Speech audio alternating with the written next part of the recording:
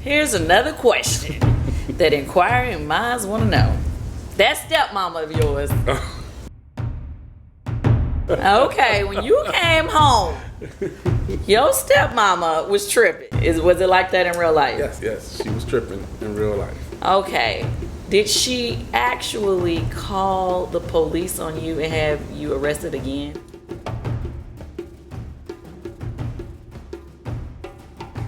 And in his deposition, he becomes so frustrated that he's like, I'm here to do the right thing. He said, you know what? I'm getting to the point now that if nothing happens, I'm just going to go back to my prison and go stay in my cell and just wash my hands of it. I had already heard. I can turn a shade tree into a money tree. That stepmama of yours. Your stepmama was tripping in the movie. Was it like that in real life? Yes, she was tripping in real life. Did she actually call the police on you and have you arrested again? Well, what happened was that she didn't call the police. What happened was I had a parole officer, and so my parole officer would make home visits. My dad and her had just gotten into this major argument a couple of nights because of me. And I heard her several times on the phone talking to her family saying she's going to tell my parole officer what I was doing in the street. And I went and I told him about it, and he said, don't worry about it, she's not going to do nothing. And so one night I'm coming home, and he's coming downstairs. And he stops me and he says, listen, your parole officer was just in the house, sitting on the couch, talking to my wife. Oh, God. Right? And what did she do? I guess that conversation, so let me backtrack. So he says, they was on the couch talking, and the parole officer said, well, she'll see you on Thursday. And I go, okay, that's fine. And he says, but I don't know what they was talking about, so you need to be on point. And I go, all right, let me go make a phone call, and I'm going to come back to the house. And when I come back to the house, they're sitting there waiting for me in the car to arrest me. And that's how I got arrested. So she did tell on you? So she did tell on me. So did they stay together after that? Yeah, they're still together to this day. You lying? Oh, I would never be able to talk to her again. Never. Well, I don't really talk to her at all. Oh, you don't? No, we don't really have we don't have conversations or nothing. We don't talk at all. But he's still with her to this day. I know that has to be a little hard, because when you remarry, it's always and then they have a kid hard. Together. Right, they have children. Yeah. How did your father handle that? There's a part of him that he knows what happened, and then there's a part of him that he denies it. Like, no, I don't think she would do it. But so she never admitted it. She never admitted it. You go from her sitting on the couch with your wife, and then maybe an hour later they're waiting for me to arrest me. Right? Like, stop it. Yeah. Stop it, Daddy. Yeah. We know what happened. You know what happened. But did he still come and visit you all the time when you was in prison the second time? Well, Okay. at the second time, he didn't, because I didn't want him to come. Because now this was different. Now I was shipped off to a facility that was 9 hours away from New York City. And I didn't want him to experience any of that. Because now you're dealing with a racist culture, right, with prison guards, and prison life is totally different. This is all adults now. And I didn't want him to experience that. What is your relationship with your father like now? We're still cool. We still speak on the phone all the time. Just like you see in the film. We talk on the phone. We FaceTime a lot. But the difference between us now is that in a normal family setting, right, I would go to my dad for guidance, right? I would go to him for advice. But because my life was replaced with prison, and because I had to grow so fast, I stopped doing that. It's like, now I feel like I don't have to come to you. Like, I got it myself. Here's another question. Okay, seeing as though in the movie we only really saw your father and your grandmother, what was your mom doing when all this stuff was going on with you going to the police station? They didn't call her? Well, what happened was my mom was left out of a lot of things because once her and my dad divorced, she lived in the Bronx. She started having a lot of complications, right, which led to her passing away from cancer. Gotcha. So that was deliberately done where we kept her out of a lot of things. Gotcha. Like, she did come to see me once or twice, but we limited it because of the stuff that she was going through. Gotcha. And she passed away in 1993. So she never even got to see... Exoneration. She never got to see me exonerated. She never got to see my daughter. It was a lot of things that she never got to see. Well, I'm sure she got to see it. Oh, yeah. She's your guardian angel. I believe that too. Definitely. Because there's some things that I'm like, thank you. Right. You got to give it up when it happens. So, okay, wait, let's roll back to the first time you were in it. I know that you went to juvenile, but did you stay because did you turn? I went past 21 and then... And you stayed in the juvenile Nope, system? you get transferred to adults. Oh, so you did get transferred to the adult. What was that experience like, being in juvenile to being transferred to the adult prison? In the beginning, I would say it would have been different because when you go to a juvenile facility, it's totally ran different, right? There was educational programs. I got my associate's degree while I was in there. And then due to public outcry, they transformed that system where they made it more correctional. So now there were uniforms given to the kids. Their their cells were changed totally different, where it's metal chairs and stuff like that. And so it's an early adaptation to get you ready for adult prison. So when I finally do get transferred, it's not too much of a difference. It wasn't. It's a smooth transition.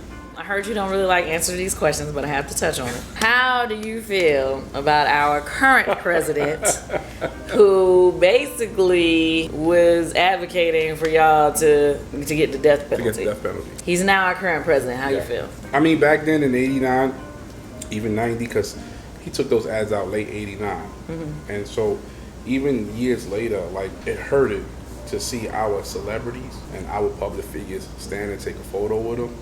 Right, like he was praised, like he was the man. Back then, yeah, he was like always mixing and mingling with all the famous people, and then he ended up having his own reality show, and so you had to see him trot in front of the cameras for a long time before for a long now. time, right? And we were the 5 individuals that, even though our culture and our people were trotting with them and they was hanging with them, we were the ones that were mad in the background. We were the ones that felt let down by some of our celebrity figures. And then now, to see it come full circle where now everybody sees who this man is, and we're like, we told you. So, I mean, honestly, as crazy as he has been during this presidency, I don't know why. I felt like when this movie came out and it, everybody brought everybody's attention to the injustice and what happened, I really thought he was going to give an apology. But instead, when they asked Donald Trump how he felt, it's quoted as saying, You have people on both sides of that. They admitted their guilt. If you look at Linda Fairstein and if you look at some of the prosecutors, they think that the city should never have settled that case. So we'll leave it at that. So basically, he did not apologize. No. I mean, he even cites Linda Fairstein, right? And it shows you how clueless he is, because what is she going through at that same moment that he cites her, right? She has lost her publishing deals. She has got rid of all her social media handles. I mean, she's being dropped from everything. But she's still trying to hold on to, there was some truth to it as well, right? That's true. New York City Law Department has just released her deposition tape. They released the transcripts. And so we asked people in the journalistic field to go look at those and go read the transcripts, because that's word for word what she says on what her defense is, right? She still believes we're guilty, but her defense is that she had nothing to do with this case. She was just behind the scenes, and she made a couple of phone calls, she answered a couple of emails, but she really didn't make no real decisions here. Shady.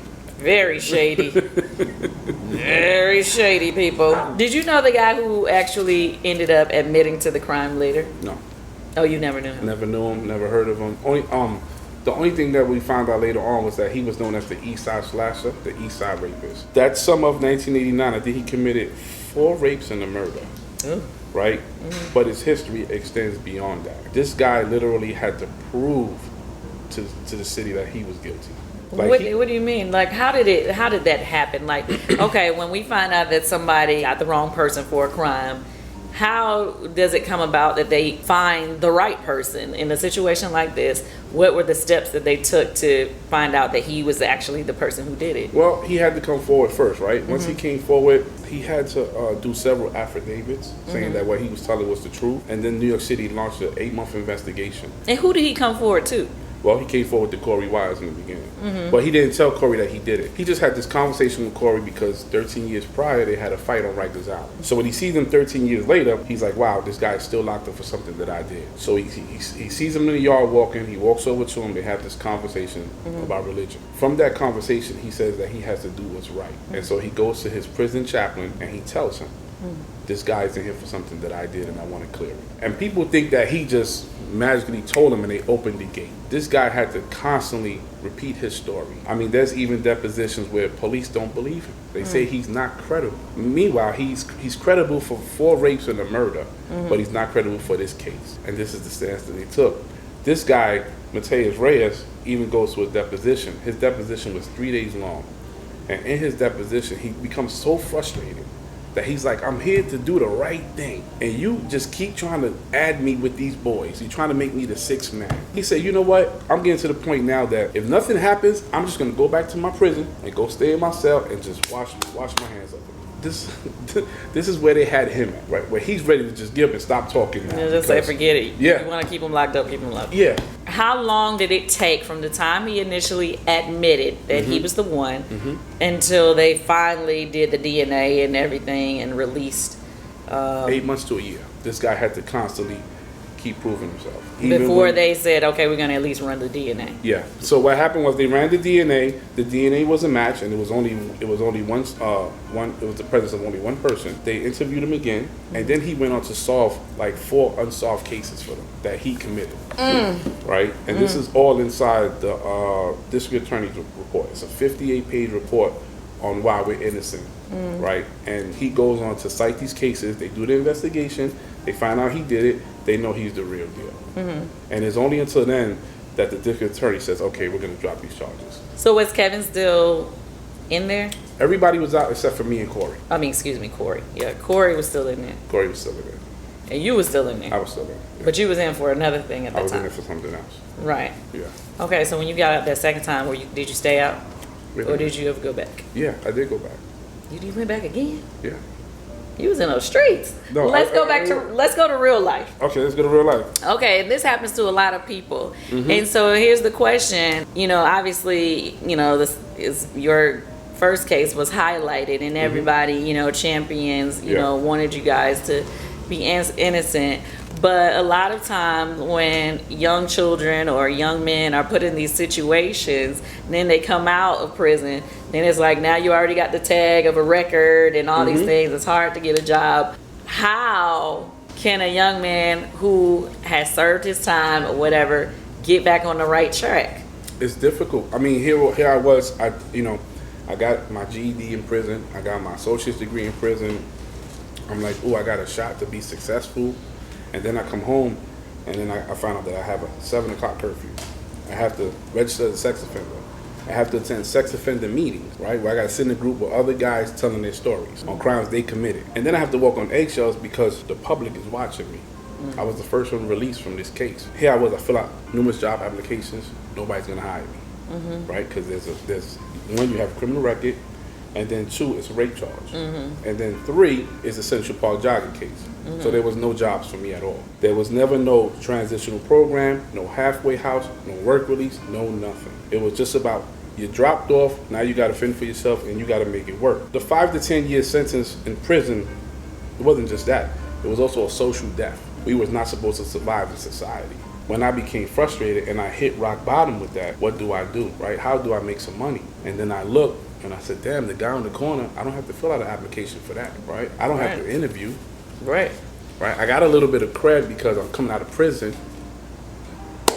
There it is. But then how many times after that did you go back in the system? I come home from the jogging case, I'm on parole, and then I get a parole violation, right?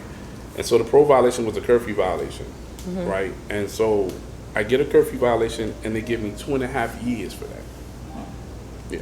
What? Okay. So I do about 2 years. I do about 2 years off of that, and then I come back. And it's at this point that I say, okay, let's try to make a real effort into being productive. And then I'm hit with everything, like no job, no nothing. And then that's when I decided, okay, I don't have to fill out this application. And I get arrested, right? And that's when she tells on me. Right. But at that point, I know I'm guilty. I was in them streets, so So it's not about. It wasn't a question. It's not a question, and it's not about. You know, it's not about do I beat the case. It's about negotiating. Can I get something that I can handle that I can come back from? How much time did you end up getting that time? I wound up getting a 3.5 to 7 year sentence, right? Because now I was no longer considered a first time offender because of the jogging case. So this was my second strike. I was in my 4th year when Mateus Reyes came forward. Once Mateus Reyes came forward, right, then they had to re-sentence me as a first time offender. Oh. So did you get out? Then I got out. Ooh, praise the Lord. Yeah, praise the Lord. Okay.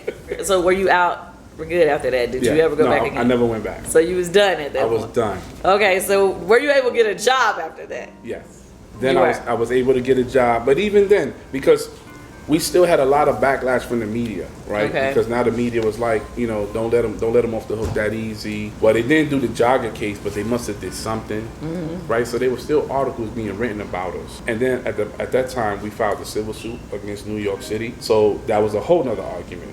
Don't settle the case. Don't give them anything. They don't deserve it. When we was in LA, the Daily News read an article of a lawsuit that got settled in 2016. They made it seem like it just got settled. And then the picture that they put up there looked like we was partying. So there were 2 lawsuits? There were 2. There was a court of claims case, and then there was the civil case. And so what they did was they came to us first and said, well, we're going to settle this case. It's going to be gone just like that. And then they gave us an offer, and we was like, what is that? That's not... The fix was in. We filed on a federal level because now the federal says you have to open up all boxes, all doors, and you have to turn over all evidence. And that's what they weren't expecting to do. And so once we did that and they had to turn everything over, we were able to really dissect and see what happened. And then after us, every person who's been exonerated has filed on the federal level now. So we dealt with that for the next 11, 12 years. It took 11 years for that case to settle? Yeah. Okay. What did you do in those 11 years to support yourself? I was able to get a job, right? I worked at Mega Evans College. I was working in the admissions office, helping process applications. So the whole rape came off your record? Yeah, everything was clear. Everything was clear except for the drug case. I do have the drug case. And then I wound up working for the gym, right? I wound up working for New York Sports Club for about 5 years. And then I left there and I wound up working for a union, 1199 SCIU. I worked there for about 5 years. And I was there when the case was settled. Gotcha. What you do with the money? I mean, I gotta ask, because at the end of the day, it's like when people come to large sums of money, you hear some people, they blow it, and then some people, you know, they know how to maintain it. So come on, keep it real with us. What happened? All right, so I gotta give credit. I got a great lawyer. His name is Michael Warren in the Atlanta area. Put a lot of money away. You did? Yeah. Okay, wait.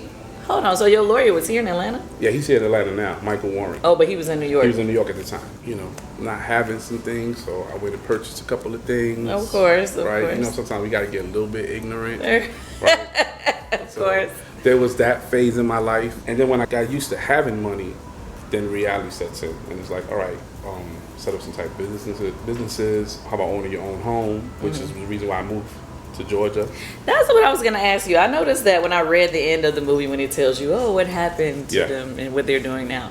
A lot of you live here. Yeah. So was that were y'all talking to each other to say, hey, let's move to Atlanta? Or how did that come about that so many of you moved to Atlanta? Are all of you in Atlanta now? Or? No, 3 of us. So it's Yusuf, Antron, and myself. Yeah, 3 out of the 5. 3 out of 5. So did y'all talk about it first, or did y'all just say each one at different times decide to move to Atlanta? Well, Antron's been living here over 10 years in Georgia, right? Nice, quiet life. Nobody knows who he is.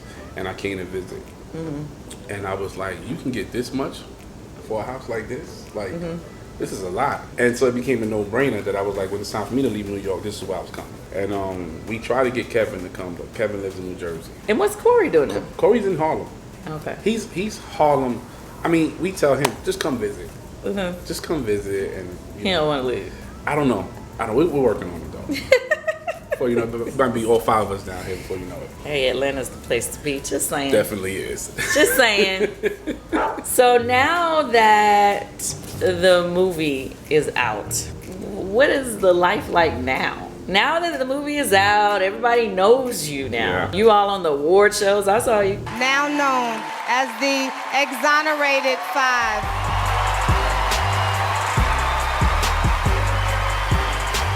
At times it's great because the love that you receive, like people will they just want to hug you, they want to take pictures, they want to talk to you. But then there is that aspect where it can get a little crazy. All right, we've seen it several times when we was in LA at the award show where it's like you can't walk down the block. The normal stuff that we take for granted every day, we can't do it anymore. 50 people want a photo. You got to get to your destination. It's taking you 20 minutes. That's the part that is like trips me out a little bit. It's not fun always.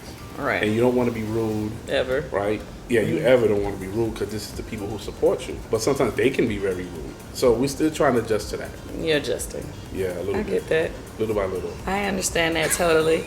Okay, I want to have a couple more questions of things that people may not have known. Random question that I don't know if anybody ever asked you. When you saw the movie, how many things or what's something else other, like how you said that it was actually 9 of you got locked up, but in the movie you only see the 5 of you. What else is something that happened differently in real life than what we saw on the movie? I would have to think about that because a lot of it is captured really well. When it comes to my story, I can't speak about everybody else. You have a company called Park Madison, NYC. What was the inspiration for your company? New York City. Literally, after exoneration, I was living on 111th Street between Park and Madison. And the inspiration comes that if you drive down Park Avenue, you see all these high-rise buildings with a bunch of doormen. And if you drive up Madison Avenue, you see a lot of exotic brands. And so that became the inspiration. It was like, live on Park Avenue, shop on Madison. And then because I lived in between these two avenues, that was the perfect name. So you was rich. No, I wasn't. Cause okay, you know, like... I'm on Harlem. I'm more on the Harlem side. Oh, okay. When you get to Harlem, it's a little different. When you get past 96th Street, then you'll understand what I'm talking about. But that became the inspiration. It was about developing a brand that I just wanted to speak to the culture from both angles. I never anticipated the political aspect. Right, which was me. And here I was trying to make this brand to cater, and then people were like, no, we don't want that. We want you, what you represent. And then that became the basis for the t-shirt. Right. So I got my t-shirt. I'm going to be rocking it. Oh, there's going to be a lot of people mad at me. Stop. Don't do that. I know the t-shirt is you. So when people wear this shirt, what do you want them to feel? I want them to represent the brotherhood. You see 5 kids who come from different walks of life, and they all come together, they band together, and they become brothers, and they fight against a system. We become the representation of society. Our kids, our brothers, our uncles, our fathers, and how we band together and we fought against this machine that's geared to have our kids occupy a jail cell than a college dorm, and how we were able to win. That's the most important part, that we had victory and we won. That t-shirt represents hope, it represents freedom, it represents fight. I'm on Instagram, Facebook, and Twitter. It's parkmadisonnyc.com. My social media handle is Santana Raymond. Is there anything else you want to share with the people? Make sure you see, when they see us, it's on Netflix, it's streaming now. Make sure you watch it. You know, you grab your kids and your sons and you watch episodes. And some tissue. Yeah, and some tissue, definitely some tissue. And you watch at least episode 1 and 2 because it's very educational, with something for everybody. Now, this is another thing I need to ask you.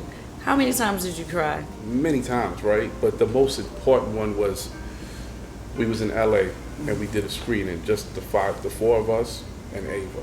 You said 4 of you. Yeah, Antron didn't make the screening, right? Me and Antron watched it later on here in Georgia. 4 of us actually sat there, we watched the screening, and we watched the whole thing straight. And there was so much that we didn't know about each other. Like, here we were thinking we would have been through this, you know, this process, and we won, and we're fighting, and then we watched this film, and it's a lot that we don't know, right? Like, we never knew the whole thing about Corey's experience in prison. I figured it out right then and there. For me, I had to take a step back, process, and then bring my brothers in even closer now, right? So that to me was like the hardest part, where I cried probably the most. But then there was also a newfound respect, a newfound admiration for Corey, because it was at that moment that I understand why he called himself a lion, why he called himself a survivor, why he called himself a fighter, right? And that was the first thing I did when I grabbed him. I said, you are a lion. And from there, I think that our brotherhood has gotten even tighter.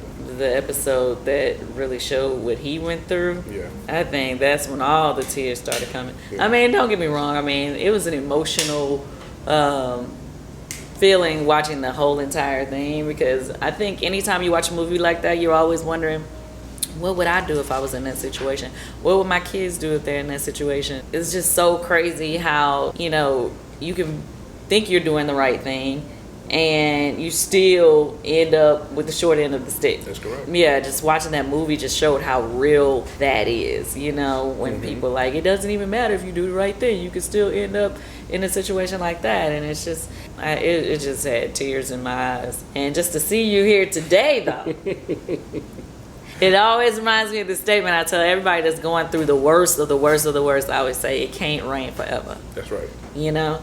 And you are a prime example of that. And I'm just so glad that he finally came out and told the truth, because even though you guys were did your time and was out of jail, it still was affecting your life and your livelihood and everything. And charges like that, when people, you know, get falsely accused of things, you know, it can ruin your life. We have so many battles, especially today, when we're talking about things that happen to people of color. And, you know, there's some people out there that think that, oh, they're just complaining, or they're just, but when you see a story like that, that makes it real. It makes it real. It makes it real. And that's the reality. The reality is that we're faced with this every day. And it happens every day. And it's just about bringing that awareness and waking people up to see that it happens every day. Because like you said, there are people who say, that's a fairy tale. That ain't really happen like that. I'm so glad you were here to tell the story, to speak on it. And I'm happy I'm here to tell the story too. Yes, yes. Thank you so much, Raymond, for joining me today. I really appreciate you. And thank you for being so open. Make sure you guys tune in and subscribe, because you don't ever want to miss out when I'm going to speak on it. I had already heard. I can turn a shade tree into a money tree.